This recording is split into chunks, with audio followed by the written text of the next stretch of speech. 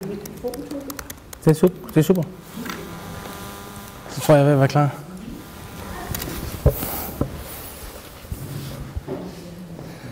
Velkommen på biblioteket, og velkommen til kapitel 5 i Ikke-kunstens historie, hvor min kollega, Tove Lykkeberg, sidder lige her. Han er leder af Trammen på døren, hvor han genfortæller moderne vestlig kunsthistorie. Og der er et par stykker af jer, der har spurgt, om der også kommer et kapitel 6. Det gør der. Det er torsdag den 11. april. Året er dit, Tove. Mange tak. Mange tak for, at I er kommet i dag. Velkommen til denne foredragsrække, Ikke-kunstens historie, nummer 5 i dag. Det er en foredragsrække, der er del af udstillingsstedet Tranens program. Tranen ligger lige herude foran, og det er Gentofte Hovedbiblioteks udstillingssted, hvor jeg som leder og kurator løbende laver udstillinger med forskellige yngre kunstnere. Den her del skal ligesom underbygge indsigten i samtidskunst. Jeg har den idé, at hvis man for alvor skal forstå samtidskunst, så skal man ikke kun forstå samtiden, men man skal også forstå, hvad der gør samtiden til samtiden, hvad der gør nutiden til nutiden. Man skal forstå historien. I de her foredrag, der taler jeg helt overordnet om historien, om moderne kunst, eller mere specifikt avantgarde-kunsten. Det er en historie, der strækker sig tilbage til det 18. eller især det 19. århundrede, og så ind til midten og lidt halvdelen af det 20. århundrede. Det man kalder for avantgarde. I det første foredrag, det kan jeg lige sige, hvad der kommer forud, der gennemgik jeg opfindelsen af kunsten som samfundets avantgarde, altså samfundets fortrop i starten af det 19. århundrede. Jeg gennemgik, hvorledes kunstnerne er ind med at blive betragtet som en skikkelse, der er mere original og radikal end nogen anden i samfundet. Jeg gennemgik, hvordan kunstneren blev opfundet som en opfindsom type, en type, der er forud for samfundet og kulturen og anviser os en vej ind i fremtiden. Men jeg gennemgik også min egen alternative opfattelse af nyere kunsthistorie. Efter meget research, over 4-5 år, men måske også længere sådan set, der er jeg kommet frem til, at de såkaldte avantgarde-kunstnere, de ikke så meget var opfindere, der før alle andre afdækker noget nyt. Jeg tror snarere, at avantgarde-kunstnerne, de var såkaldte innovatører. De var ikke inventors, de var innovatører. Ofte der bruger man de to ord synonyme, men de er ikke nødvendigvis synonyme. Imens en opfinder er en, som afdækker noget nyt, er en innovatør en, som kommercialiserer det og populariserer, hvad andre har opdaget. Det klassiske, det er Tesla, som er sådan lidt geniet, opfinderen, der afdækker nyt territorium. Edison, der sætter det hele i system og scorer kassen på det, og får produkterne ud på markedet og ud til folket og demokratiserer opfindelserne. Ja. I det andet, tredje og fjerde foredrag har jeg derfor forsøgt at demonstrere, hvorledes en kunstner med andre ord er en innovatør, som populariserer noget, som andre har opfundet. Og i det andet foredrag gennemgik jeg så, hvordan den impressionistiske maler Edouard Manet, han er blevet hyldet for nogle nybrud i kunsten, som man også finder hos ikke-kunstnere. Det vil sige, i det her tilfælde, blandt andet illustratoren Constantin Tanguy og karikaturtegneren Bertal. Manet var meget optaget af kunst og alt muligt andet end kunst. I det andet foredrag gennemgik jeg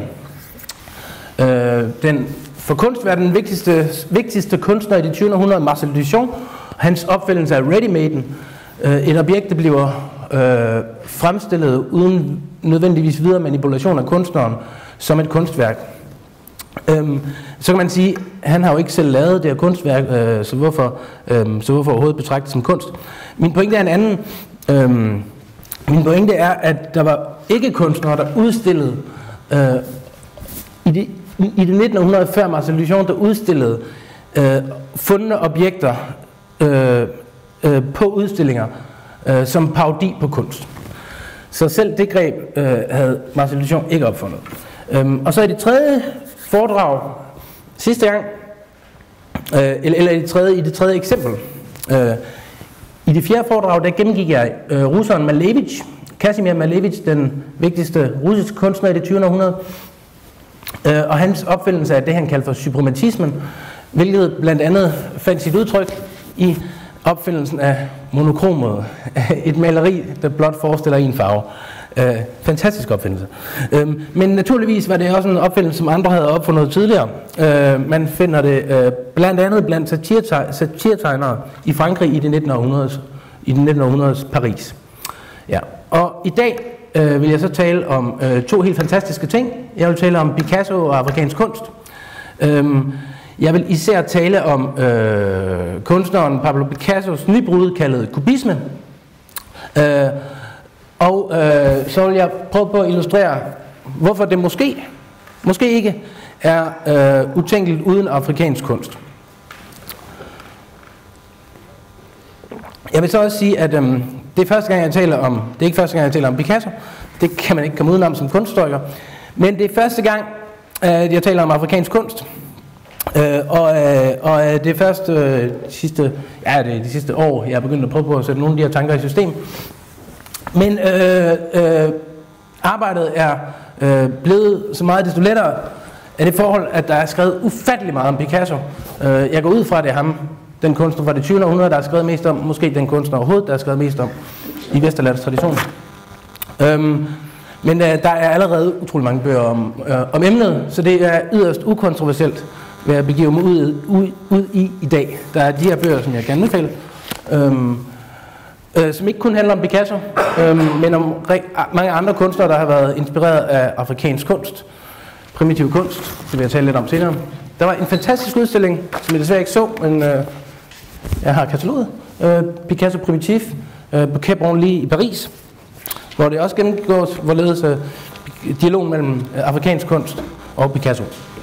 Og så er der skrevet et utal af bøger om Picasso, men også hans væsentligste maleri, ikke hans mest kendte maleri nødvendigvis, men hans mest væsentlige maleri. I kan se det på bogen her, men I får det i større format senere. Det er en bog om maleriet, som kom for et par år siden. Men der er flere bøger om maleriet. Så vigtigt er det. Ja. Så jeg tænkte, at man ikke kunne springe over. Man bliver nødt til, hvis man skal beskæftige sig med kunsthistorie og ikke kunsthistorie, som jeg også bedriver, så kan man ikke komme udenom Picasso og afrikansk kunst. Ja. Jeg ved ikke, om jeg fik sagt det, men det er et lidt uoverskueligt terræn. Picasso, han er også kendt som den mest produktive kunstner, man givetvis kender til. Nogle siger, at han efterlod sig 25.000 værker. Jeg ved ikke, hvordan man gør det op, og hvad et værk så er.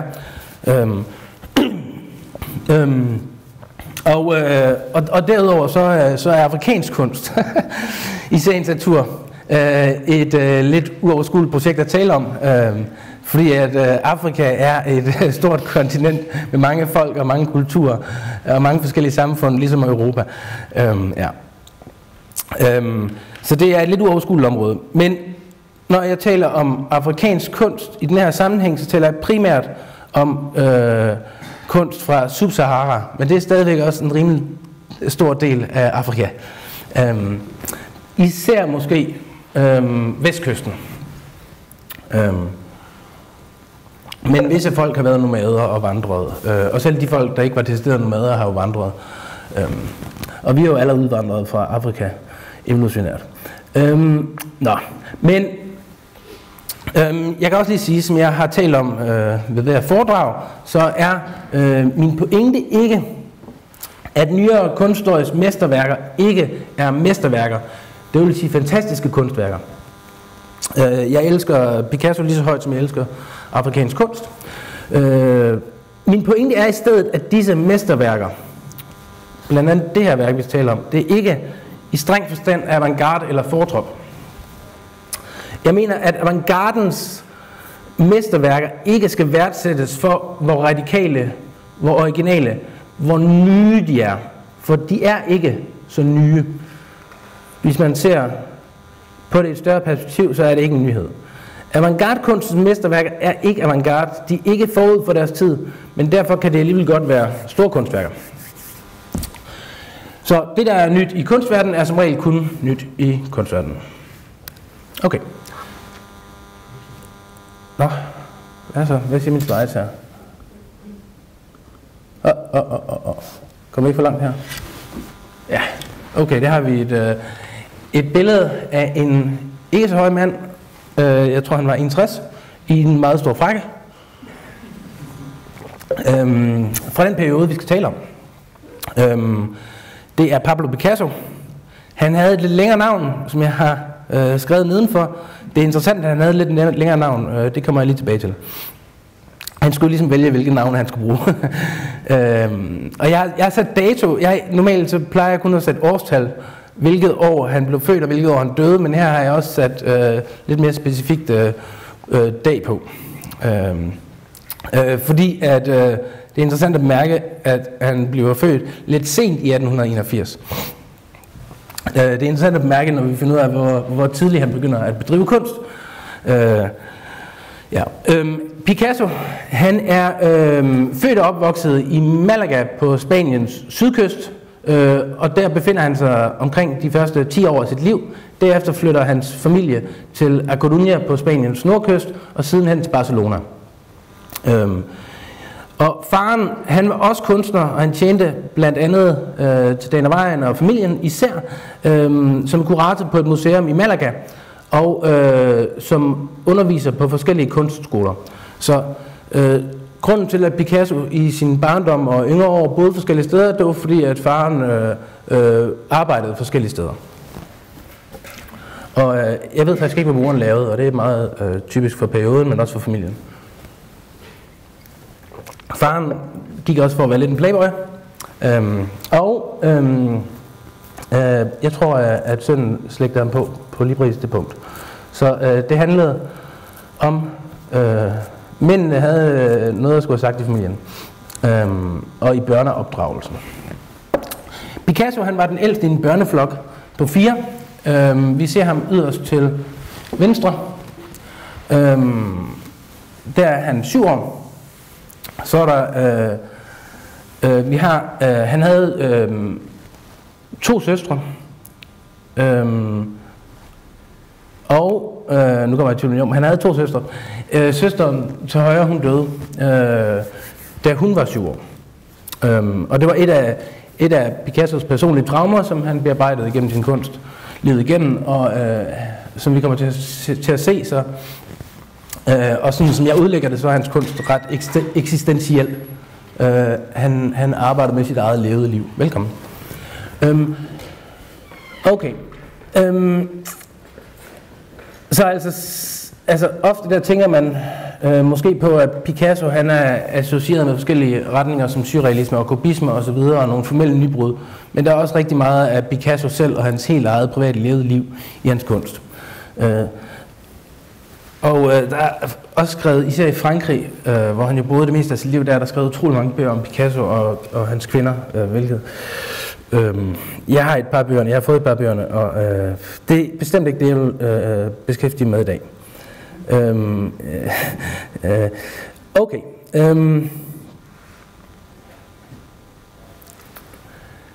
Altså, så skal det naturligvis siges, at Picasso er jo meget, meget kendt. Han er, ja, det har jeg allerede sagt, men han er ikke bare måske den mest kendte kunstner, bortset måske fra Leonardo da Vinci eller Michelangelo. Men han var også ekstremt berømt i sin egen levetid. Og han blev ekstremt mytologiseret.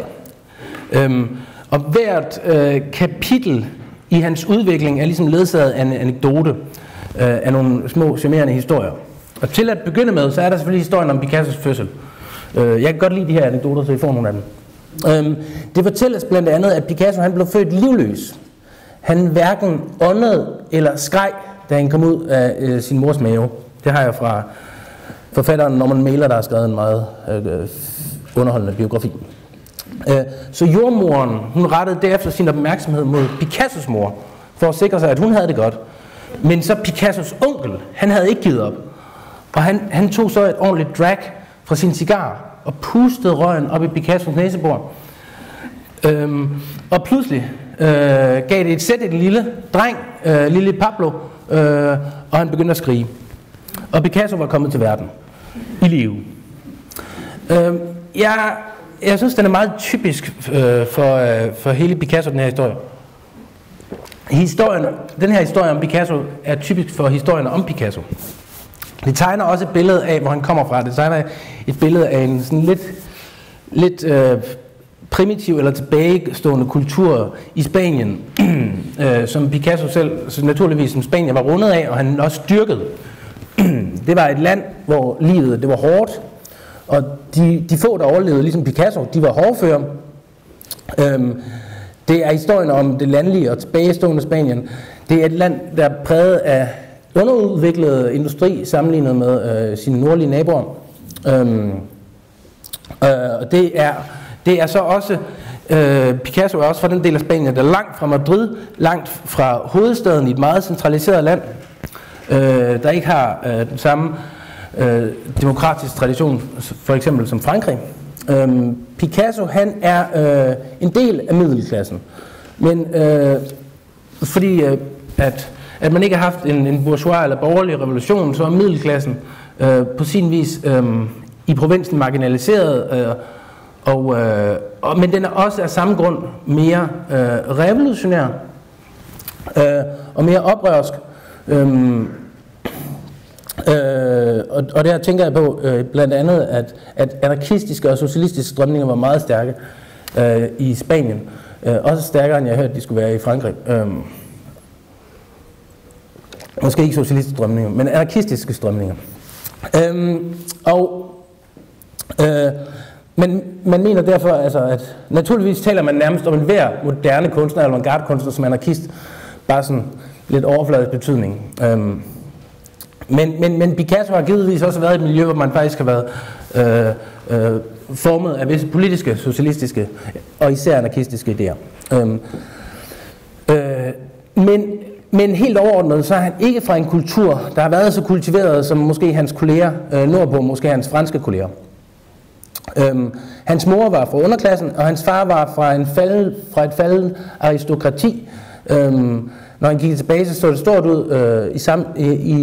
I sin nutid var det ikke så stort. Han var middelklasse, og han havde det svært med sin undervisning på diverse kunstskoler.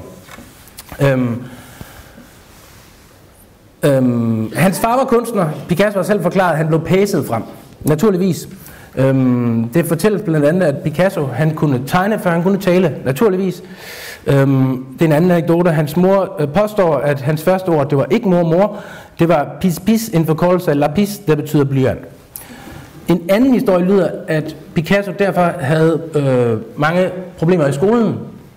Han ville kunne tegne, da han kom i skole, så kunne han ikke længere tegne hele tiden. Men selv da han senere blev optaget på diverse kunstskoler, fordi han blev naturligvis optaget på kunstskolerne, hvor hans far underviste, så droppede han forholdsvis tidligt ud. Fordi han var mere optaget af at udvikle sin egen retning. Det her, det er den første, jeg har glemt at få årstal på, men den her tegning, den skulle være fra 89, 90, hvor han er omkring en 8-10 år. Det er den første kendte tegning af Picasso. Den forestiller intet mindre end den romerske gud Herkules, svarende til græske Herakles, søn af Zeus. Og den første tegning af Picasso, som man kender af Picasso, det er selvfølgelig en stor, stærk, svulmende mand, som også er kendt på den måde ned igennem kunsthistorien. Men det er ikke det, der er så interessant. Det, der er interessant, det er, at Picasso selv har forklaret, at hans børnetegninger, når han så på dem senere i sit liv, skræmte ham. Fordi der ikke var nogen barnlig naivitet i dem. Han kan ikke huske, at hans barnetegninger var barnetegninger. Det her, det er Picassos tegning fra han var 9 år. Picasso han malede duer hele sit liv. Det gjorde han givetvis, fordi hans far var ekspert i at male fugle, især duer og vildt. Duerne, det er dem, I ser for oven.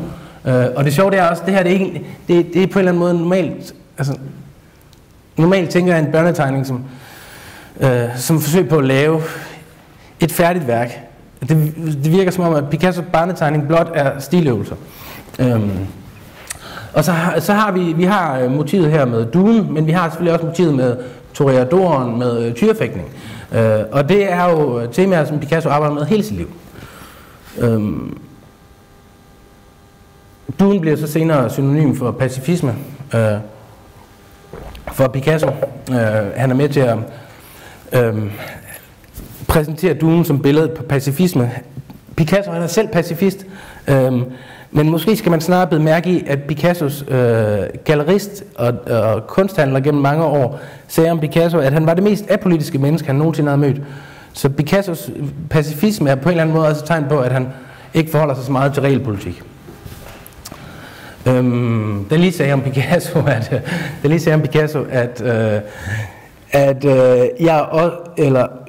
Picasso er kommunist. Nej, Picasso er spanier, det er jeg også. Picasso er kommunist, det er jeg heller ikke. Ja. Så er det her det første billede, maleri, oliemaleri, man kender fra Picasso. Det skulle ifølge Picasso og Barnen selv være hans første oliemaleri faktisk. Igen tyrefægtning. Tyren er selvfølgelig for Picasso, han er meget optaget af dyr. Det er også et selvportræt, det er også portrættet af en, måske ikke på det her tidspunkt, men senere i livet, en viril herre i sine ustyrlige drifters magt. Yes. Så har vi en tegning her fra Picasso, da han er 11 år gammel.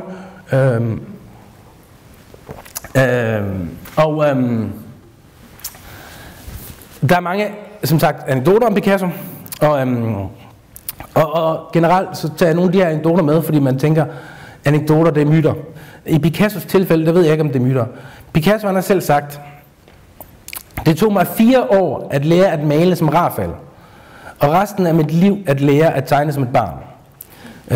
Når man ser det her billede, fra et tidspunkt i hans liv, hvor han er 11 år, så forstår man måske, hvad han mener. Det er ikke kun selvmytologisering. Men man ser her, at han bliver akademisk skolet af sin far, og han kommer jo selvfølgelig alt for tidligt ind på akademierne, og da han er de der 12-13 år, der har han allerede helt fantastisk blik for lys og skygge. Mere end en meget dygtig elev, så man følger her hans udvikling. Man kan også se, når han så begynder at udvikle sine oliemalerier i en alder af 14 år, at hans motivvalg er ret overraskende. Det er faktisk det er en gammel fisker, der sidder til venstre. Det synes jeg er interessant, at den 14-årige beslutter sig for at male et portræt af en gammel fisker. Og vi har en stiløvelse til venstre, eller en skitse, som helt klart er en stiløvelse i anatomi også, kan man se. Så har vi nogle portrætter. Jeg ved ikke, om portrættet i midten er Picassos første selvportræt, men det er interessant, at portrættet af sin far til venstre er fra året før det her selvportræt. I 1995 maler han sin far, og i 96 så selv og sin mor. Så som 15-årig maler han altergang, et par forskellige malerier af det scenarium, da han er 16 flytter han hjemmefra, han flytter til Madrid, hvor han også begynder at emulere, hvor han også begynder at kopiere og at battle med de store spanske mestre, og det her det er Velázquez, vi har Picasso til højre.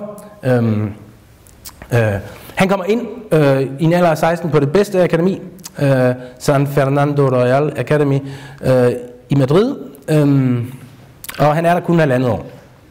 Og så vil han videre, og så skal han lave noget andet. Men han suger til sig i Madrid, og han studerer Velázquez, El Greco, som han er meget optaget af, og Goya.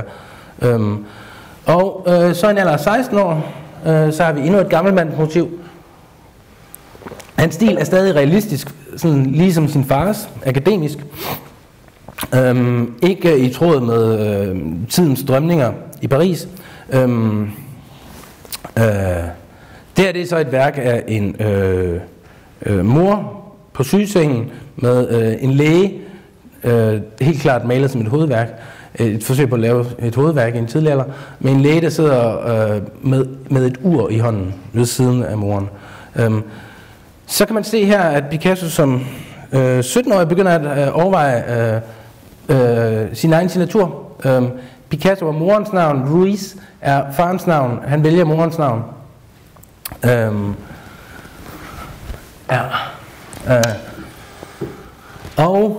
Så i 1900 tager han til Paris, hvor alle avantgarde-kunstnere på en eller anden måde på et tidspunkt skal befinde sig på det her tidspunkt i historien, hvor Paris er verdens kunsthovedstad. Og nu kan man se, at nu er han ved at være på højde med sin samtid. Picasso han maler i en stil, der minder om, for vi er nordlændinge, så kunne man sige Edvard Munch, men det er nok mere oplagt at tale om Van Gogh, men også Toulouse-Lautrec, naturligvis. Det er et motiv, som Renoir, en impressionist, tidligere har malet nogle år tidligere. Det er Moulin de la Galette. Renoir i lyse farver og meget sådan romantisk, idyllisk fremstilling af selskabslivet. Picasso er i en mere dunkel afdeling, han er snarere symbolist. Det her billede har jeg lige taget med, fordi jeg kan huske, da jeg selv første gang faldt over det, det hænger på Glyptoteket, og jeg kiggede på, først på Picassos årstal, og så bagefter på maleriets årstal, og så undrede jeg mig. Jeg kunne ikke helt få det til at passe, at en 20-årig mand kunne male det her med en sådan lethed. I en stil, som jeg slet ikke vidste, han bemestrede på det tidspunkt, jeg så det første gang. Så man kan se her, man kan også se, det er et sted mellem, det er lidt dunkelt, men det er samtidig også impressionistisk. Så der er en masse stilarter, han ligesom ret hurtigt bemestrer, men også på en eller anden måde kan give sit eget personlige præg. Så sker der noget dramatisk. En af hans gode venner dør, afbildet her, og han går ind i det, man kalder den blå periode, som er en af hvor han maler nogle af de første malerier, han bliver kendt for. Malerier, der bliver meget populære, og meget populære i min fars barndom, og også i tidligere generationer, mindre måske populære i dag. I dag bliver det ofte citeret for at være meget sentimentale, men sådan set så befinder Picasso sig nu her lidt på samfundets bund. Han er rejst til Paris nu her. Eller han har haft flere rejser til Paris, og han bor, når han ikke er i Paris, så er han i Spanien. Han har ikke mange penge. De her malerier kan ikke rigtig sælges til nogen. Folk fandt de her malerier depressive. Picasso, han gennemgik en langvarig depression, og han afbildede tiggere, ludere, de fattige, folk på samfundets bund, og han var også selv en del af det folk, han malede. Det siges blandt andet, at han i en periode brugte sine egne malerier som brændsel. I 1904 flytter han permanent til Paris, og han bliver der til 1967, on and off. Her bor han, her har han atelier, også et fattigt sted, og han integrerer Bohème-kvarteret i Paris, Montmartre, som jeg tidligere har talt om, hvor alle de væsentlige kunstnere befinder sig på det tidspunkt, men også de væsentlige ikke-kunstnere, vigtige satirikere, journalister og forfattere, som ikke nødvendigvis laver billedkunst, men får betydning for billedkunstens historie, i hvert fald i mine øjne. Så Picasso, han bliver nu en permanent del af en større kunstscene. Han bliver en permanent del af avantgarde-kunstscenen i Paris. Så går han ind i sin rosa-periode. En af historierne er, at han får en kæreste på det her tidspunkt, men det betyder ikke, at det hele bliver rosenrødt. Egentlig så er hans malerier for en nærmere betragtning stadigvæk lidt depressive. Man kan se, at ingen af figurerne er rigtig i kontakt med hinanden, måske bortset lige fra den lille pige og hendes far formodes. Men det er en periode, hvor han bliver mere og mere optaget af cirkus og mindre samfundsengageret eller socialrealistisk og mere drømmende. Og måske også mere abstrakt. Klar figuration her i afbildningen af figuren. Man kan se, at han er en fantastisk tegner, og det er det, han især er kendt for. Imens Matisse er kendt som en stor maler, så er Picasso kendt som en stor tegner inden for maleriets historie. Men det kan man diskutere. Men man kan se, at vi har at han er optaget af figuren i forgrunden, men han er også optaget af blomsterne i baggrunden. Han er også optaget bare at male de her blomster, bare sammensætte de her farver.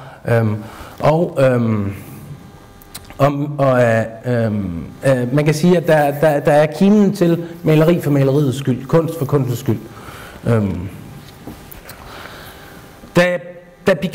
Inden Picasso tager til Paris, der overvejer han, om han skal tage til London, eller om han skal tage til München. Han overvejer München, fordi Kandinsky er i München, og der er en meget spændende kunstscene i München på det tidspunkt. I et brev, der skriver han til en bekendt, der skriver han, det er fint at arbejde... jeg kan lige sige, at han tøver i forhold til at tage til Paris, og han tøver, fordi at Paris, han mener, at Paris, der er der allerede for mange avantgarde-skoler, for mange ismer. Der er for mange bevægelser. Han vil ikke være del af en bevægelse. Så han skriver til en ven, det er fint at arbejde i en retning, eller måske i en anden retning, men blot fordi noget har fungeret for et individ, bør andre ikke nødvendigvis gøre som ham. Jeg er imod at følge skoler, for det fører kun til manierisme, ligesom alle dem, som gør det. Og det han mener med manierisme, på en eller anden måde maleri, der er optaget af tomme manerer, men ikke på en eller anden måde stikker særligt dybt. Men hvorfor tager Picasso så til Paris? Altså, Picasso tager til Paris, fordi at han er ufattelig ambitiøs, det har han altid været. Det er ikke for at følge en skole, det er for at skabe sin egen skole.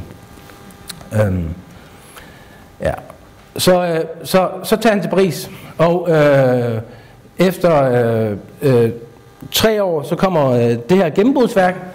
Han sætter et år til halvandet af på at male det her maleri.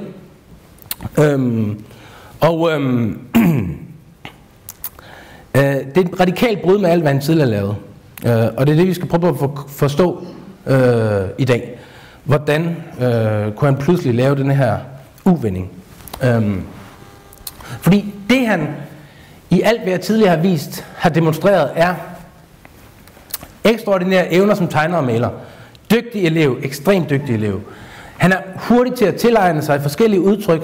Han er også dygtig til at finde sin egen plads, sit eget udtryk i en velkendt stil.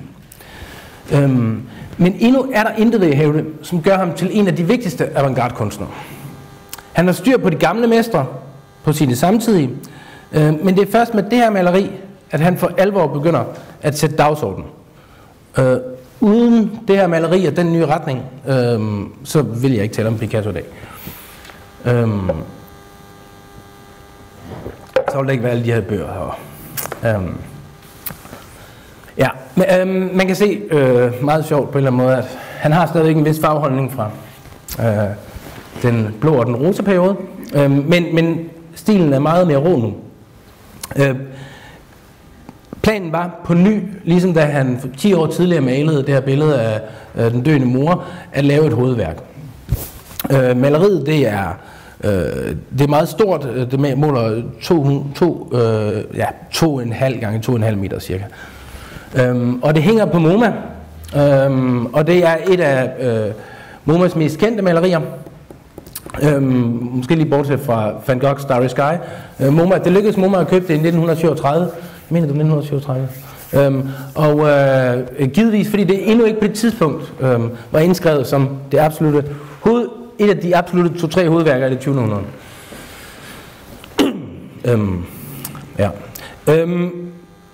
Picasso, han lavede Jeg har læst hundredvis, jeg mener også, jeg har læst tusindvis af skitser til det her maleri. Så det er sjovt nok ekstremt gennemarbejdet, selvom det er meget råt i sit udtryk og ser meget impulsivt og intuitivt ud. Titlen kan oversættes til De unge kvinder eller frøkner fra Avignon. Avignon, det var en gade i Barcelona, hvor han jo også havde boet, som var kendt for et åbenbart rigtig godt bordel. Picasso, han har givetvis selv været der, og som en ret ung mand begyndte han at gå på bordel. Det var der mange mænd på det tidspunkt, der gjorde. Vi har virkelig en mandeverden her. Damerne på billedet, kan man altså sige, de byder sig til for kunderne. Det er, som sådan er billedet på en eller anden måde primært lavet til en mandlig offentlighed.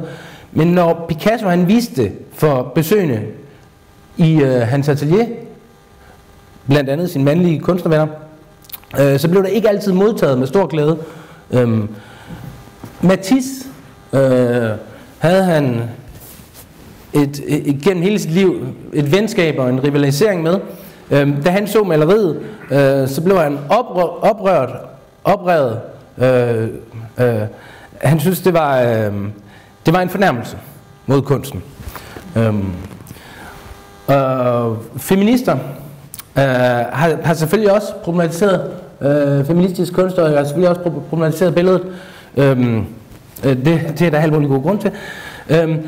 De har læst billedet selvfølgelig som udtryk for en mandlig dominans på bordellet, men de har også læst billedet som det modsatte, sådan set, som et udtryk for en kvindelig dominans. Vi har kvinder her, 3 af dem, der stiger beskuerne direkte ind i øjnene. De byder os til, men de stiger også beskuerne direkte ind i øjnene. Uden at smile nødvendigvis. I de tidligere versioner af maleriet, der var der en medicinstuderende og en sømand naturligvis. Begge figurer blev over tid fjernet fra maleriet. Og Picasso skar ind til kernen af det, han ville. Den medicinstuderende var på det tidspunkt ligesom læger, en jævnlig gæst på bordeller, fordi at de skulle tjekke kvinder for sygdomme. Og Picasso, han var selv som bordelgæst rædselsslagen for at få syfilis, og han havde generelt en kronisk dødsangst. Og det er måske en anden grund til, at det her billede det var fornærmende, fordi visse af de her ansigter er så deformeret, at nogen har læst dem som inficeret af syfilis. Jeg har set nogle fotos af syfilis-inficerede ansigter, som jeg vil skåne jer for. Men Picasso, han fjernede nok også, nu vender jeg tilbage til det her med motivet, hvorfor der kun er kvinder, han fjernede nok også mændene fra billedet, fordi han ville have, at billedet blev mindre anekdotisk, det var mindre fortællende, mere konfrontativt. Det handler ikke så meget om, hvad der sker imellem de her personer. Billedet, det virkede meget voldsomt på folk, der så det. Det virkede faktisk så voldsomt, at Picasso han ikke viste det til nogen, eller han ikke viste det offentligt. Han viste det til mange, men han viste det ikke offentligt før 1916. Der var et foto af maleriet, der blev optrykt i et magasin i 1910. Men maleriet det ses som udtryk for den stil, man så kommer til at kalde for kubisme. Jeg har tidligere talt om kubisme, fordi det er måske det stilistisk set vigtigste nybrud af det 20. århundrede. Eller det mest radikale. De andre kunstnere, jeg tidligere har talt om, Duchamp og Malevich, var begge to. De er begge to i top 5 blandt de vigtigste kunstnere, måske i det 20. århundrede, men de var begge to også forbi den her kubisme, som Picasso udviklede, og var meget præget af den. Jeg har også tidligere talt om, at kubisterne de var inspireret af, hold det færd, jeg har et slide, der er tomt her nu. Men kubisterne de var inspireret af Cézanne, Paul Cézanne, impressionisten, postimpressionisten.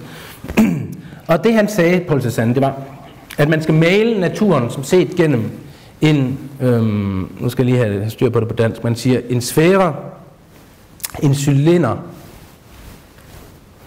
og en kegle. Man skal se naturen gennem geometriske grundformer. Det kunne man sige, det var Picasso bestemt inspireret af. Men, nu skal jeg se her. Cézanne han dør i 1906, så der er en retrospektiv i det år. Så Picasso har naturligvis, som alle andre, studeret Cézanne. Alle de moderne kunstnere var nærmest inspireret af Cézanne på det tidspunkt. Men Picasso han gør noget radikalt nyt, som man ikke finder hos Cézanne.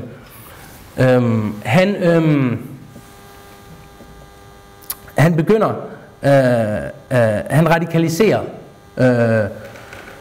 Cézannes kubisme, hvis man kan sige det sådan. Nu kan vi, altså, hvis vi lige går tilbage og ser her.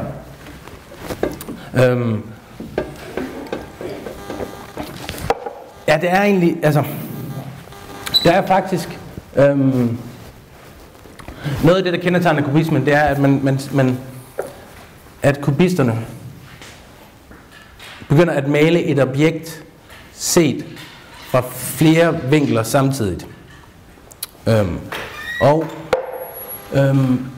Man kan blandt andet se det, altså det grænser jo til abstraktion.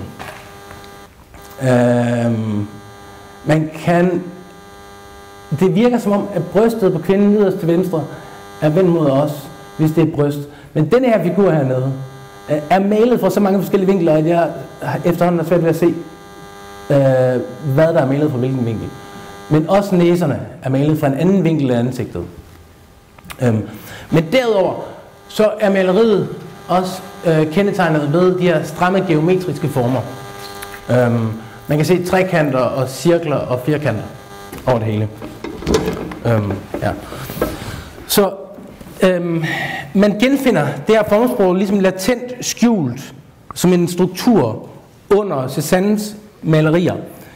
For eksempel maleriet her fra 95 til venstre. Et landskabsmaleri. Der er så en anden kunstner, som Picasso han udvikler kubismen med. Han hedder Braque. Vi ser hans variation og radikalisering af Cézannes kubisme, men også af Picassos stil. Og Picassos version af Braques stil. Ja. Så sammen med Braque begynder Picasso at udvikle den her kubisme. Og nu har jeg allerede sagt det, men man kan sige, at især for Picassos vedkommende ender den her kubisme med næsten rent figurativt ugenkendelighed. Det er næsten umuligt at se, hvad han afbilder i maleriet til venstre. Det sjove det er, maleriet til højre fra 1910 skulle være et maleri af en kvinde, der spiller en mandolin. Det kan man stadigvæk godt se. Maleriet til højre skulle forestille en kvinde, der spiller guitar. Faktisk nogenlunde det samme motiv, med nogle, man kan se cirkelformen fra guitaren nederst til venstre, og så trekanten i øvre midte af maleriet skulle være et hoved, men altså... Der er folk, der har sagt, at Picasso han er meget tæt på abstraktion og Picasso mente vist også selv, at han havde svært ved at finde den figur, som han havde nærmest fuldstændig dekonstrueret. Det sjove det er altså, at Picasso, hvis man ser på det der maleri, så kan man sige, at Picasso han er en af opfinderne af abstraktionen. Men Picasso han undtages abstraktion, sikkert også på grund af sin skoling, som stadigvæk var stærk på en eller anden måde. Men han sagde, at abstraktionen er blot dekoration. Der er mange citater, hvor Picasso han undsiger sig abstraktion. Han ville ikke være abstrakt maler. Det var ikke den retning, han ville være bannerfører for. Overordnet så kan man sige, at kubismen i den her fase, den er præget af to ting. Geometri er så væsentlig, at farver er sekundære. Vi har tidligere set, at Picasso er meget optaget af farver. Her er det nærmest irrelevant. For andet en rummelig effekt. Derudover, så selvfølgelig det her med, at objekter, instrumenter eller mennesker for eksempel, de anskues eller dekonstrueres som geometriske grundformer fra flere vinkler samtidig. Men det her med flere vinkler samtidig, det er ret svært at se, fordi det nærmest er total abstraktion.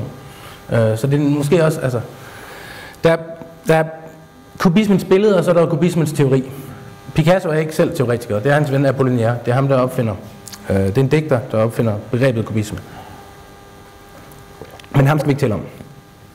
Men med de her malerier, der markerer Picasso sig som kunstens fortrop.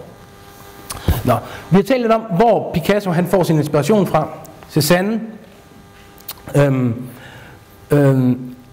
Jeg har redegjort for hans plads på en eller anden måde i en vesterlandsk kunsthistorie.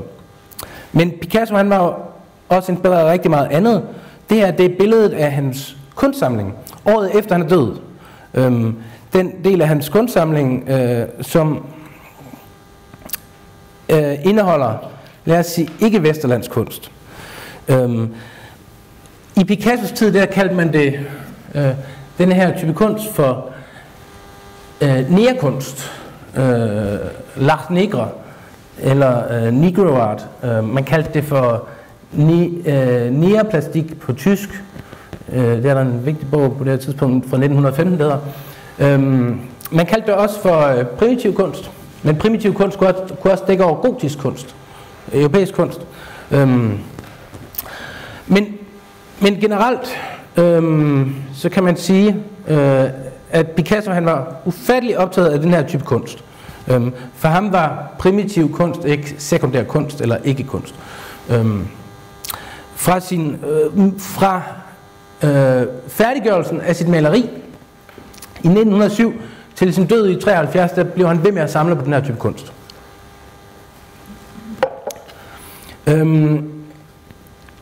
Der er så naturligvis det meget sjove i den her sammenhæng ved primitivisme eller primitiv kunst, som vesterlændinge har brugt om for eksempel kunst fra Sub-Sahara.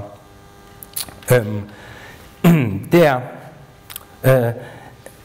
naturligvis at man har anskuet fra de her vestlige kulturer præget af imperialisme og kolonialisme, der har man anskuet Sub-Sahara kultur og kunst som tilbagestående.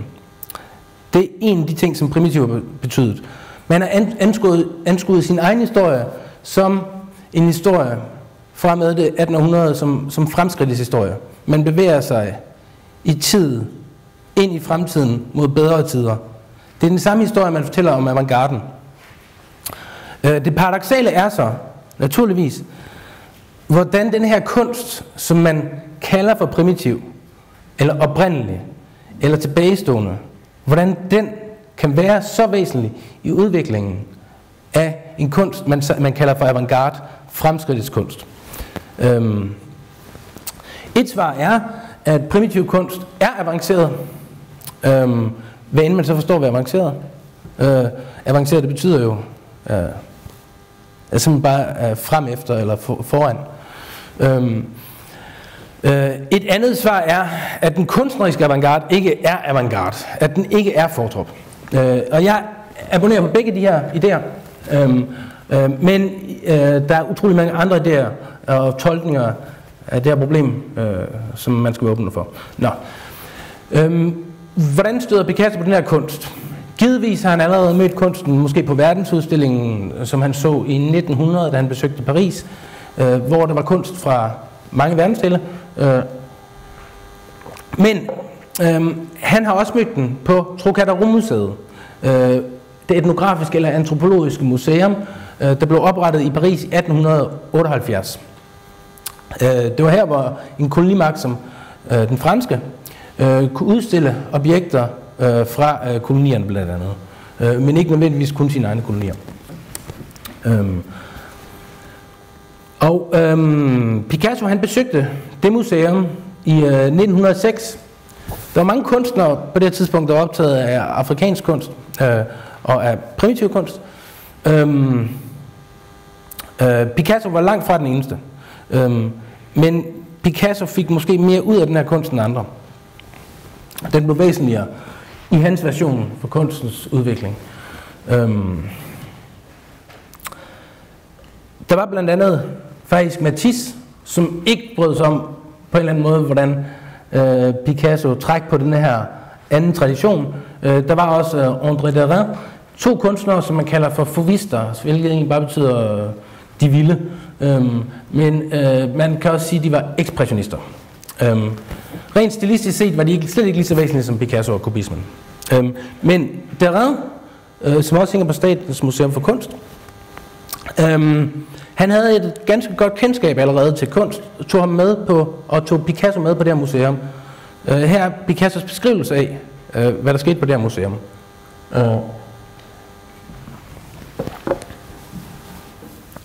Ja, på det tidspunkt, siger han, var afrikansk kunst kun et etnografisk objekt.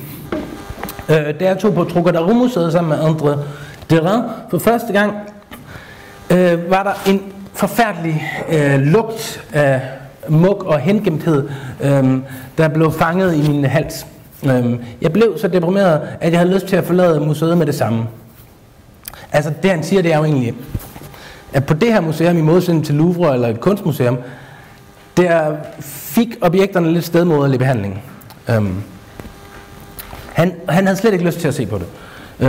Men han besluttede sig for, at han tvang sig selv til at blive, til at undersøge de her masker, alle de her objekter, som mænd de har udført til et helligt formål, magiske objekter, der tjente som mellemmænd mellem dem selv, de her kunstnere og det ukendte.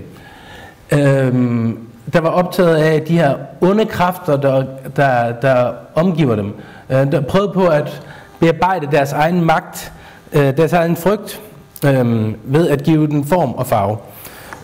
Det skal siges, at Picasso ikke vidste særlig meget om de her kulturer og den her kunst. Det her det er hans egen fortolkning. Det skal også siges, at jeg ikke ved så meget om det, men at man heller ikke ved så meget om den her type kunst naturligvis, som man ved om vesterlandsk kunst, fordi at historien primært er blevet nedskrevet af kolonimagterne. Og at de ikke har været en del af en museumstradition, og samme vesterlandske tradition for preservering, konservering osv.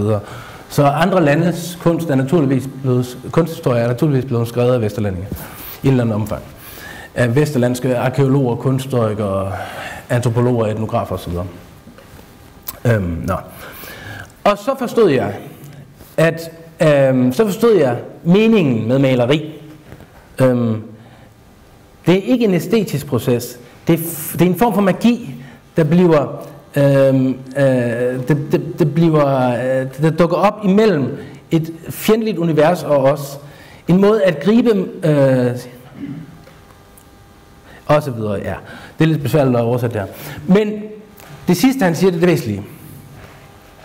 Den dag forstod jeg, at jeg havde fundet min vej. Og det vil sige, at på en eller anden måde, altså at Picasso har altid været godt på vej. Han havde alle de her redskaber, men han var godt på vej, men han har ikke fundet sin vej, sin egen retning. Han har ikke dannet sin egen skole endnu. Og det er paradokset. Da han ser afrikansk kunst, så tænker han, at han har fundet sin vej. Og det kan naturligvis problematiseres, fordi det er naturligvis på en eller anden måde den hvide mand, hvad enten han er spanier eller ej, der ankommer på en eller anden måde til et andet territorium, til det her område, afrikansk kunst, og føler, at han kan tilegne sig det fuldstændig som sit eget. Men det væsentligste er sådan set, at han er med til også at forme vesterlændinges blik på den her kunst på en positiv måde. Han er dybt begejstret for det, og han vedkender, at han står i stor gæld til den her kunst. Hvad er det så, der forbinder Picasso og afrikansk kunst? Vi kan lige se lidt billeder her tidligere, men der kommer nogle bedre billeder. Nu har jeg anmeldt flere punkter her. Men der er meget af den afrikanske kunst, der er forankret i religiøs praksis. Sådan er det også med vesterlands kunst. Picasso sagde, at han var ateist. Han sagde så mange ting. Men han var spirituel. Og han var faktisk interesseret i netop den spirituelle dimension, netop måske fordi han var ateist. Når man er ateist, så er man jo klar på at tro på hvad som helst, ikke? Men meget af kunsten er lavet af mænd via fædre, der videregiver indsigten til deres sønner. Det er også Picassos historie. Så kan man sige, at både dem, der har lavet, og dem, der har nyt, dem, der har produceret, og dem, der har forbrugt kunsten, eller brugt kunsten, de har haft en særstatus i samfundet. Kunstnere og kunstens publikum har haft en særstatus i samfundet i visse afrikanske kulturer, men selvfølgelig også i vesterlands tradition. Det er heller ikke hvem som helst, der kan købe Picasso.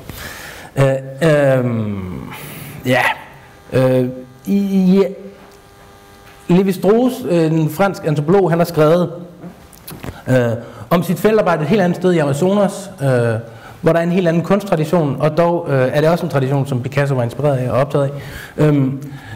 Men han har skrevet lidt om, i hvor høj grad afrikansk, i hvor høj grad amerindiansk kunstopfattelse minder om vesterlands kunstopfattelse. Selv i amerindianske kulturer kan kunstneren sætte sit liv på spil for at lave sine mesterværker og tage livet af sig selv i skam over, at mesterværket ikke blev et mesterværk. På samme måde naturligvis har vi myten i vesterlands traditioner om kunstneren, der sætter liv og lemmer på spil, ligesom Picasso, for at lave det ypperste. Men derudover, vesterlandsk, afrikansk kunst, inden for begge traditioner er der en masse genrer. Og det sjove det er, at måske tænker vi på vesterlandsk kunst som genreløs. Det som Malevich, som jeg også har talt om tidligere, sagde om Picasso var, Picasso han gjorde op med utrolig mange ting, men han holdt sig stadigvæk fuldstændig inden for genrerne. Han malede portræt, og han malede blomstermaleri, stilleben, han malede landskab osv. Picasso selv i starten af det 20. århundrede holder sig inden for genrerne. Og det samme gør afrikansk kunst. Der er masker, der er relikvier, og der er objekter, og der er en masse forskellige genrer, som afrikansk kunstner holder sig inden for. Men inden for genrerne kan man variere sit udtryk.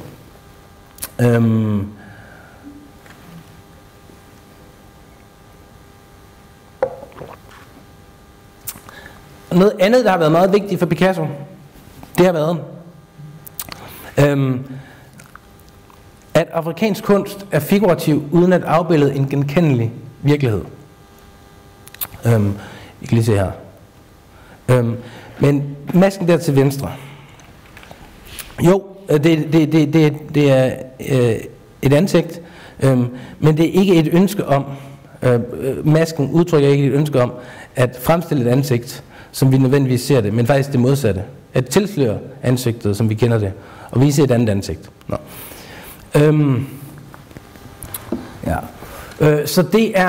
Så faktisk er der i den afrikanske kunst en balance mellem abstraktion og figuration, som Picasso er meget optaget af. At der kan være en abstraktion i figurationen. Derudover så er der noget andet ved afrikansk kunst, som sikkert også har inspireret Picasso, som er forskelligt fra vesterlands kunst. Vesterlands kunst er traditionelt bundet til stedet, bundet i arkitekturen, maleriet hænger på væggen, skulpturen er en del af søjlen osv. Er bundet til stedet. Afrikansk kunst var ikke på samme måde bundet til stedet. Afrikansk subsahara-kunst i mange kulturer og folkeslag er objekter, som man bærer eller holder op foran sig eller over sit hoved, imens man for eksempel danser. Så det er objekter, der faktisk finder sin eksistensberettigelse i for eksempel bevægelse. Så der er en eller anden form for, det er som om, at afrikansk kunst, visse dele af afrikansk kunst skal tænkes hinsides det her bundne rum, som vi befinder os i. Og at det i sig selv er væsentligere end rummet. Det er hinsidesrummet, det er større end rummet. Det er lidt abstrakt, men det er nogle af de overvejelser, man har gjort sig på det tidspunkt om afrikansk kunst og sidenhen. Ja. Det her, kan jeg så sige. Nu kommer jeg til nogle eksempler, for at gøre det lidt konkret. Og nu har jeg en del eksempler. Det her det er en detalje til højre fra maleriet. Og så til venstre ser vi en danmaske. En maske lavet af danfolket, der især har boet i Elfenbenskysten, og et folk, der blev voldsomt decimeret og forfulgt i det 18. og det 19. århundrede af slavehandlere. Og det var et folk, der blandt andet brugte masker til danse og festivitas, ligesom mange andre. Man kan se visse ligheder, nogle grove træk, se hvordan munden er afbildet på, men man kan også se træk i masken, som man ikke nødvendigvis kan se i maleriet, men som Picasso alligevel er inspireret af, og man kan se de andre billeder. For eksempel se stregen fra næseryggen, der bevæger sig op i panden, der ikke på en eller anden måde afbilder en naturlig streg, som vi alle sammen har i vores pande, men er en abstraktion over nogle træk i menneskeansigtet, der fremskrives, men ikke allerede eksisterer. Picasso begynder på en eller anden måde, det bliver gennemgående træk faktisk i meget af hans kunst, at han lader næseryggen gå i et, ikke bare med øjenbrynet, med måske videre op i panden og så videre. Så er der en maske, man mener, at den er fra Kota-folket. Det er maske fra Congo, der har været belgisk koloni, og vel egentlig også fransk koloni, og bestemt masker, som Picasso kan have set. Det er også en mask, som er blevet brugt til danse. De fleste af de her masker er fra det 19. århundrede. Nogle af dem fra starten af det 20. århundrede, hvilket på en eller anden måde gør det mindre relevant i forhold til Picassos maleri. Men mange af dem er fra det 19. århundrede. Datering er et problem med den her type kunst. Fordi meget af kunsten er ikke signeret eller dateret. Men man kan se, at der er et spil allerede i den her maske mellem noget konveks og konkav. Mellem nogle rum, der går ind, og nogle rum, der går ud på en måde, vi ikke nødvendigvis finder i et normalt ansigt. En vis del af ansigtet her går ud med vores kindben. På den afrikanske maske går det ind.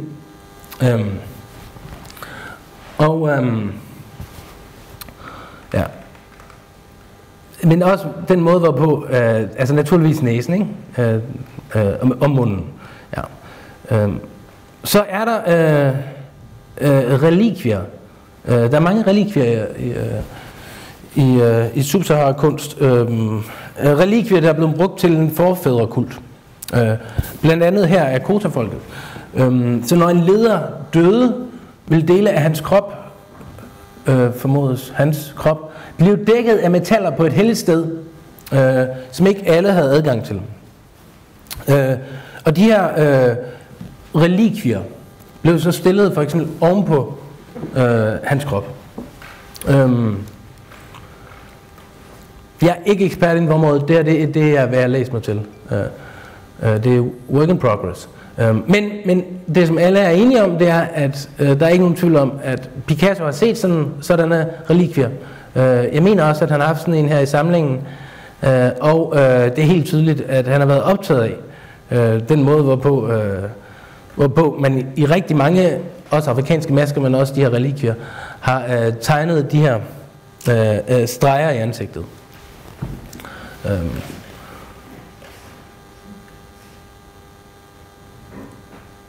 Og det her, det er igen, ja, nu står der Kato, ja, Kato må se, men det er igen Kato-folket. Også en relikvie, hvor man kan se en figur.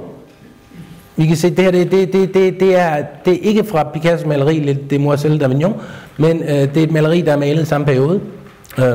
Og det er en figur, det minder, Picassos figur minder ekstremt meget om kvinden yderst højre i billedet Demoiselle d'Avignon. Vi går lige tilbage. Op. Ja, hernede. Ikke? Men parallellen er endnu tydeligere i det her maleri. Ja. Så var der masker fra fangfolket, som var meget udbredte, og Picasso havde masker fra fangfolket. De var meget populære i Paris, og det er også masker, man finder blandt andre kunstnere i den her periode. Dels ekspressionister, franske ekspressionister, men det skal siges, at den her type kunst jo også har inspireret ekstremt meget, men det kommer jeg ikke ind på, tyske ekspressionister i helt ekstrem grad.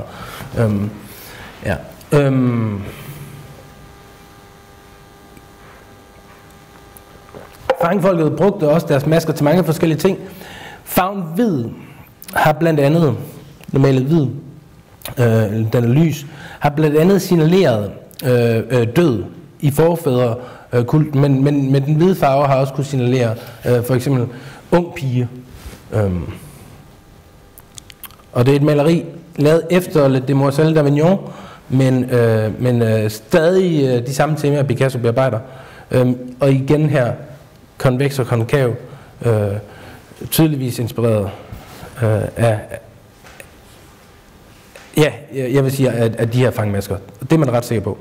Der er også boerfolket i Congo, der blandt andet har brugt masker til at indgyde krigere mod, og de har også brugt masker i deres fejring af sejre. Så det er derfor, den ser måske lidt skræmmende ud. Og der er mønstre, som man genfinder i Picassos kunst fra perioden, og måden at koncipere et ansigt på. Og så er der skulpturer fra Baga-folket, som Picasso, han har haft et par af de her skulpturer, og har nærstuderet det nøje. Der er rigtig mange tegninger, hvor man kan se, at han har siddet og mediteret over denne her figur til venstre. Ansigtstrækkende, men også faktisk kropsholdning, det kan man se i andre skitser. Så kan man se, at Picasso er optaget af simpelthen de der geometriske grundformer, som han mener, som man på en eller anden måde fremskriver i den her afrikansk kunst. Det er så fra en stor stamme, der hedder Bambara, der i det 13. århundrede grundlagde det største imperie i Vestafrika, Mali-imperiet. Der er også Picasso malede alverdens dyr hele vejen igennem sit liv, men man kan også spore visse ligheder mellem Bambara-folkets afbildninger af antiloper og Picassos egne. Så er der måske paralleller, der ikke lige umiddelbart er så åbenlyse, men som ikke desto mindre er meget bemærkelsesværdige. Men jeg tror, at det her til venstre er en krigermaske fra Grebo-folket. Det særlige ved masken, som Picasso har haft i sin samling, er, at øjnene, som nogen måske tænker som huller i hovedet, med en lille kugle i, her er fremstillet som sådan nogle tuber, der stikker ud af ansigtet. I Picassos guitar,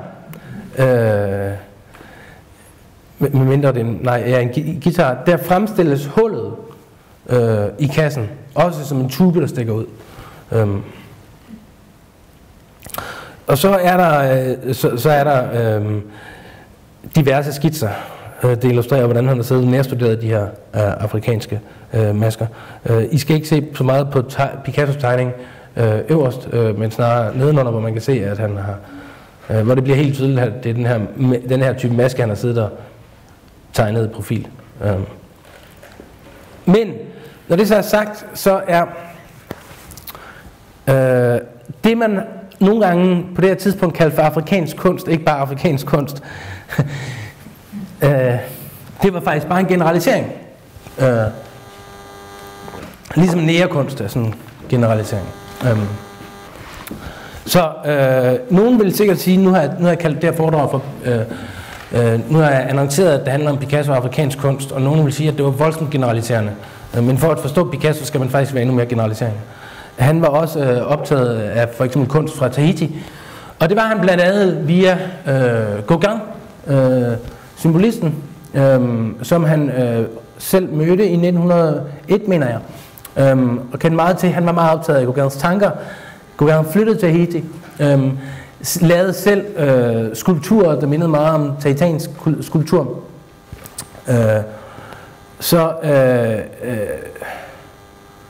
Og så er der her andre eksempler på Picassos egne skulpturer, der overlapper med skulpturer fra Fransk Polynesien. Ja. Men nu er jeg ved at være ved vejs ende. Næsten. Men altså, det interessante er så, Picasso, han har ofte sagt, at han er meget inspireret af afrikansk kunst, men som han også sagde, der er grænser for, hvor inspireret jeg er af afrikansk kunst. Der var for nogle år siden en udstilling, jeg mener det var i Sydafrika, af Picassos malerier, hans kunst. Og jeg læste afrikanere, der udtalte, han har stjålet hele vores tradition. Jeg synes, det er meget vigtigt at gøre mere ud af, hvor stor gæld Picasso står i til afrikansk kunst. Men det er også meget vigtigt at forstå, at alt, hvad Picasso laver, ikke kommer fra afrikansk kunst. Og det er derfor, at Picasso nogle gange sagde, der er et meget kendt Picasso-citat, hvor han siger, l'art nègre, negerkunst, det kender jeg ikke. Det er et meget kendt citat, og han forklarede, han sagde, nej, jeg var ikke inspireret af negerkunst. Jeg tror faktisk, det er så også i den her samtale, hvor han også siger noget lignende, jeg var ikke så inspireret af negerkunst. Nej, jeg var inspireret af iberisk kunst, altså fra den iberiske halvø, Spanien, Portugal, hvor egen gamle tradition. Jeg har studeret de der paralleller, og der bliver gjort rigtig meget ud af dem, fordi Picasso selv gjorde meget ud af de paralleller, men jeg har virkelig svært ved at få øje på dem. Derfor viser jeg ikke nogen billeder af det. Jeg kan ikke se, at han skulle være så inspireret af iberisk kunst. Altså. Meget mere afrikansk kunst. Men det spændende er her, at Picasso han siger, ligheder mellem afrikansk kunst og Le Demoiselle d'Avignon. Ja, men altså, jeg maler jo en næse i profil på et ansigt, som man møder frontalt. Det finder man ikke i afrikansk kunst, siger Picasso så. Og det har jeg tænkt meget over. Noget, der er interessant, er, at rigtig meget kunst fra Sub-Sahara, Fang og Cato osv., er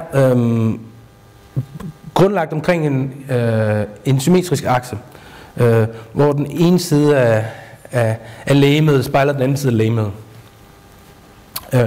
Ret rigidt. Men der er eksempler på, for eksempel i pentefolket, masker. Her en maske, der pædagogisk ligesom er en påmindelse om sygdommens dårligdomme, noget man skal undgå. Der er der eksempler på en form for kubisme, et mere forvredent ansigt, der ikke er symmetrisk, hvor det virker som om man ser ansigtet fra flere vinkler på samme tid. Det er en maske, der også er opdelt i lys og mørke. Det er en kamp mellem sygdom og sundhed. En maske, der er blevet brugt til danse. Spørgsmålet er så, hvornår masken er fra. Nogle mener, at Picasso ikke kan se de her masker. Jeg tror faktisk, at den her maske måske faktisk er fra det 20. århundrede. Men afrikansk kunst er ikke lige så velpræserveret som vesterlands kunst. Så vi ved ikke, om man kan se sådan nogle ting her.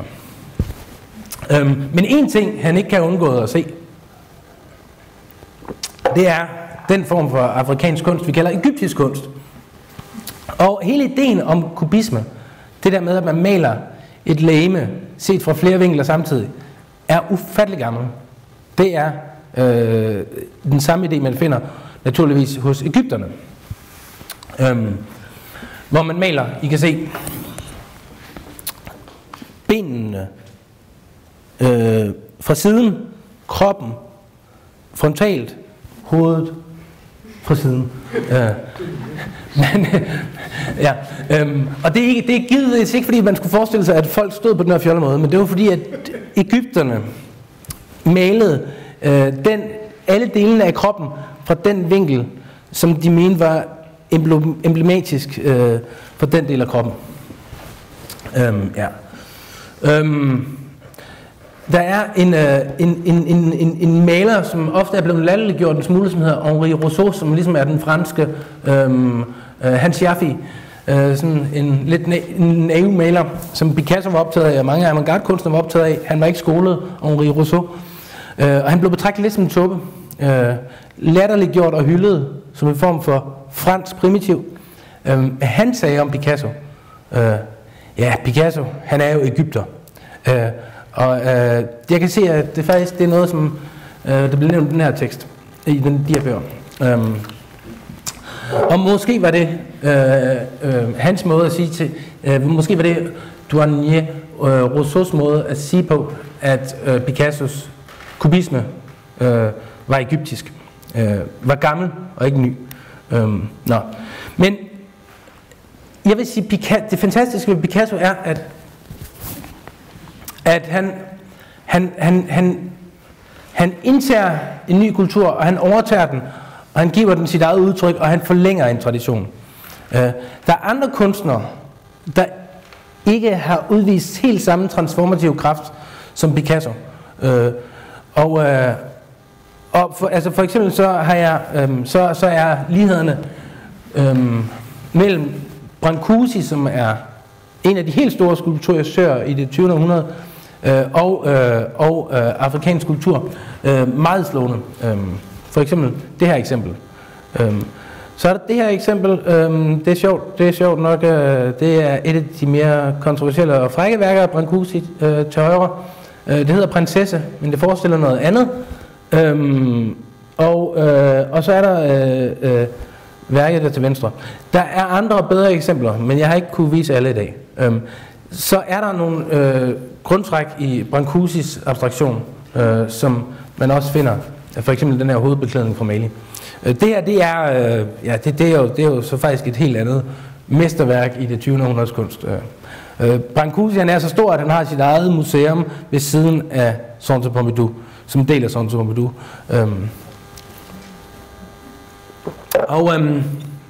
Og så er der selvfølgelig en kunstner, der er endnu mere kendt herhjemme, fordi der er en del Giacometti-skulpturer i Danmark, især på Louisiana, som også var ekstremt inspireret af afrikansk kunst.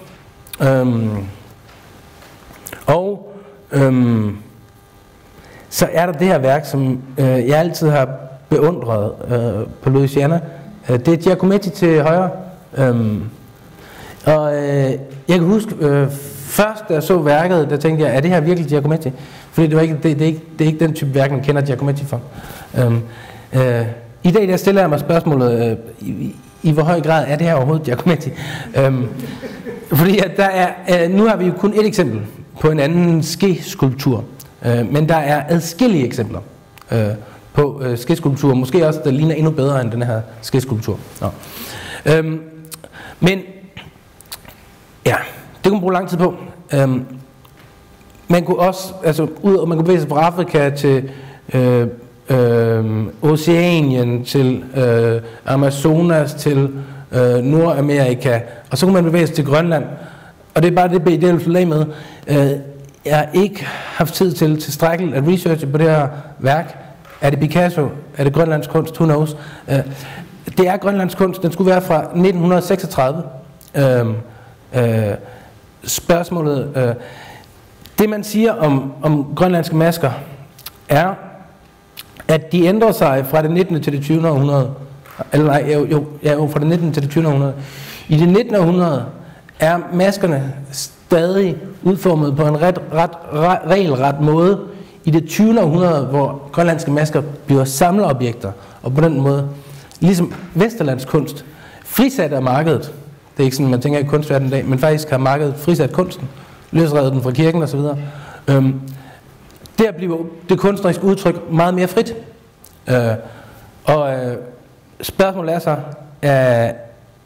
var Picasso inspireret af grønlandsk kunst, eller var grønlandsk kunst inspireret af Picasso? Når jeg ser den her, så tænker jeg Picasso. Nå.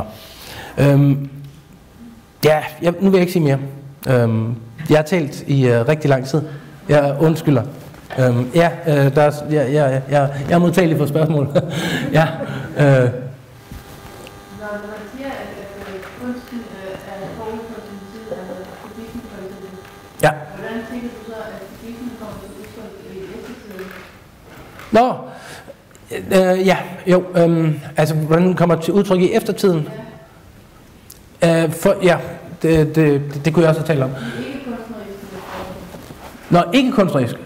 Okay, altså det jeg tror, og det er måske også det jeg indikerer, det jeg tror det er, at Picasso er inspireret af afrikansk kunst, men jeg tror også, at afrikansk kunst er inspireret af Picasso. Og man kan sige hele forestillingen om, at der er en eller anden klar skillelinje mellem Afrika og Europa er tåbelig, fordi europæere har været i Afrika i flere århundreder. Men det vil sige, at jeg tror, altså, at for eksempel hvis man ser på Basquiat, som egentlig var en sort kunstner i New York, men nu kommer jeg lige til at tænke på, jeg mener han har rødder fra kommer helt i tvivl om hans rødder. Men ofte der tænker man på, at Basquiat trækker på en primitiv kunsttradition, eller afrikansk kunsttradition, eller hvad man nu vil kalde den. Men Basquiat er også meget inspireret af Picasso. Og på en eller anden måde, så bliver Picasso og afrikansk kunst et fedt. Jeg ved ikke, om det på en eller anden måde... men nu spurgte du, vil du have det specifikt til kubisme? Kubisme får indflydelse for Malevis suprematisme, for futurismen i Italien, for udviklingen af abstraktionen, for alverdens geometrisk kunst, som man finder også i dansk kunst i 40'erne, 50'erne. Så kubismen, tænker jeg, det er også det mest radikale nybrud i avantgarde-kunsten i det 20. århundrede, rent stilistisk. Er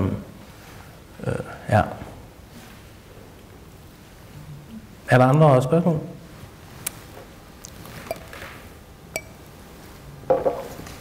Billederne af de der bøger? Ja, det er de overvejende. Ja. Lad os sige 80. Nej, sikkert 90% af tilfældene, ja. Det er ikke fordi, at jeg har faktisk ikke, jeg har ikke tilføjet så meget. Ja, det er det i høj grad. Og i bøgerne der bliver der sådan diskuteret, hvilke masker, Picasso specifikt, hvilke masker og hvilke afrikanske skulpturer Picasso faktisk kunne have set, og man har åbenbart rimelig stor viden om det. Og der er nogle af de eksempler, jeg har givet, som Picasso ikke vil acceptere, fordi han vil sige, at jeg har faktisk ikke set de der værker. Og man kan ikke redegøre for, at han kunne have set de værker. Andre værker har han helt klart haft i sin egen samling, og har set dem hos venner og bekendte og på museer her. Men fantastiske bøger, meget spændende bøger, også bare sådan rent, altså, som billedbøger. Fantastisk research, men også som gode billeder i, ja. Ja? Nu kom jeg regnbåd her. Jeg synes, du nåede lige at høre halvt stemning gennem luften, at du nævnte Duchamp. Ja. Hvad så?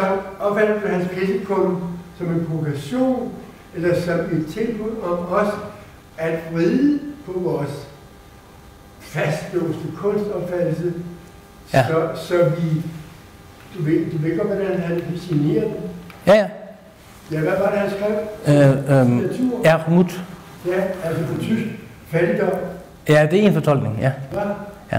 Ja, altså på tysk er det fattigdom, ikke? Nå, det er jo så også måske en oplysning til os. Så taler for helvede at vågne op. Her kan vi stille det er så sidenhen begrebet i kunststående, kom til the ready made, ikke? Ja. Men det var altså bare et pisspunkt, ikke? Og nu kommer mit egentlige spørgsmål. Ja. Vi er jo begunstet som norrøne, altså sprogligt og kulturelt, befinder os i den norrøne afdeling. Vi har jo tre vinkler, tre måder at forholde os til kunst. Dels det er noget, man kan. Dels det er noget, der kan begynde at blive kunstigt, eller i bedste fald kan blive til kunst. Ja. Det vil sige, at der er tre muligheder, hvis du lægger hovedet, ligesom de her mange masker, vi nu ser på forskellige vinkler, ikke? Ja. Så kan vi altså opfatte... Ja, det er jeg fuldstændig enig i. Ja. I modernismen. Er der spørgsmål, eller skal jeg kommentere på det? Okay. Ja. Moderne kunstopfattelse. Ja, det synes jeg, det er en vigtig bemærkning. Altså, Picasso taler selv om, da han går ind på Trocadero-museet, det antropologiske museum i Paris, så siger han, her ser jeg noget, som ikke bliver betragtet som kunst. Det er heller ikke på et kunstmuseum. Man kan sige, at måske, at i det Picasso der siger, lurer der en eller anden kritik. Han siger, hvorfor er det, at vi putter en type genstand på et kunstmuseum og en anden type genstand på et etnografisk eller etnologisk museum? Hvorfor er det, at vi betragter en type genstand som kunst og en anden genstand som kultur eller netop ikke som kunst? Og egentlig så kunne man sige, lærerne der, det burde være, jamen altså, vi skal putte de antropologiske objekter over på kunstmuseet. Man kan lige så godt se det som kunst. Men man kunne også sige det modsatte. Man kan også sige, hvorfor ikke putte kunstværkerne på antropologisk museum og betragte det som kultur? Man kan sige, jeg mener, at vores blik, det er der ikke nogen tvivl om, vores blik på for eksempel afrikansk kunst er formet af det her institutionelle apparat. Der vælger at fortælle en bestemt historie. Der vælger at indskrive nogle bestemte objekter i en bestemt historie. Men jeg har lyst... Picasso ser det som kunst. Det er det, han taler om. Han er ikke særlig antropologisk interesseret. Jeg synes, det er vigtigt, at man ser det som kunst. Man kan også sige, hvis man kun ser det som kunst, så kan man også sige, at det er reduktivt. At ikke dermed sagt, at det var mindre end kunst, men faktisk, at det var mere end kunst. Så det er de tanker, jeg har gjort omkring det. Jeg præsenterer et problem. Jeg præsenterer ikke foreløbig en løsning. Men det er de problemer, man skal være opmærksom på. Og man skal, ja. I vores norrøne, sproglige, kulturelle ramme, så er det også et fucking postulat kunstigt. Nå, altså kunst kan betyde mange ting. Yeah. Jeg vil ikke gå ind i den lange diskussion om, hvad kunst betyder. Det tager det næste spørgsmål. Ja. Det sidste spørgsmål, ja. Ja. Det er vel, at afrikanske er dybt religiøs, men det er Picassos kunst, det er ikke nødvendigvis. Altså, han er inspireret af det religiøse, og vil gerne gøre sine malerier magiske, men de er jo ikke religiøse. Det afrikanske har vel egentlig en lidt endnu dybere betydning. Ja, og det har jeg jo talt lidt om, det er jeg ikke helt nødvendigvis enig i. Picasso kalder sig selv for ateist, men han kalder sig også selv for kommunist, ikke? Og der er mange, der ikke er troende, før de ligger på dødslejet, ikke?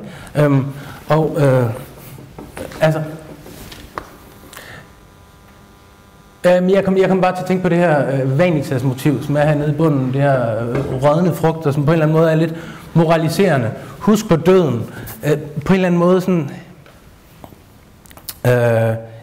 en tanke, man genfinder rigtig meget en kristen kunst. Man kan nærmest også se det her maleri som lidt moraliserende. Altså, han går selv på bordel, men han er også ved skriftestolen her, og på en eller anden måde. Og hvor religiøs Picasso er, det er svært at sige. Jeg tror, forestillingen om, at vi ikke længere er religiøse og spirituelle og overtroiske, det tror jeg er en overtro. Og jeg tror også, det er en overtro i Picassos tilfælde. Ja, og jeg tror det... Og så kan man lave det omvendt argument vedrørende subsahara-kunst og folk. Ja. Hvis det giver mening. Ja. Okay. Det var det. Fordi vi... Der kommer